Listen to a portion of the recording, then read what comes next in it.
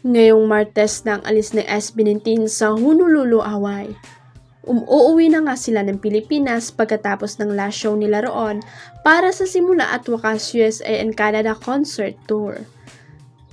Sabi sa abante ni Miss Ana Puno ng Star Media Entertainment, naka-7 show ang SB19 at lahat ng mga iyon ay sold out.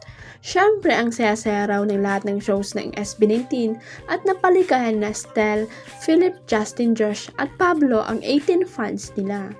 Puro magaganda rin ang naririnig ng abante sa mga nakasama ni SB19 sa kanilang concert tour. At ang bongga dahil yung mga nakasama nila na taga mainland USA at pati mga taga Canada ay pumunta sa Honolulu para sa kanilang final concert. Sabi nga ng isang nakachika ng abante magaling makisama at mangbabait ng SB19 members. Pumunta pa sila sa Honolulu para sa final concert at mayatid ang mga ito sa airport pauwi ng Pilipinas. Solid nga raw ang kabaitan ng SB19 kaya naman solid din ang suporta dito ng lahat.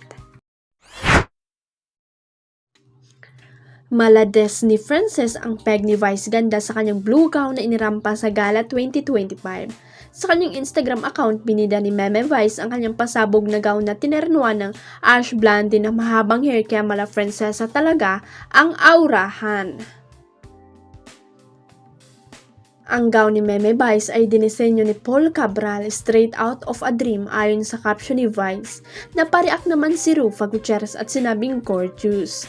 Inihalin tulad naman ng isang netizen si Meme Vice kay Cinderella, kabog mama, Cinderella lang yan siya. Huwag kalimutang i-click ang subscribe button at i-ring ang notification bell para sa latest at legit chika updates.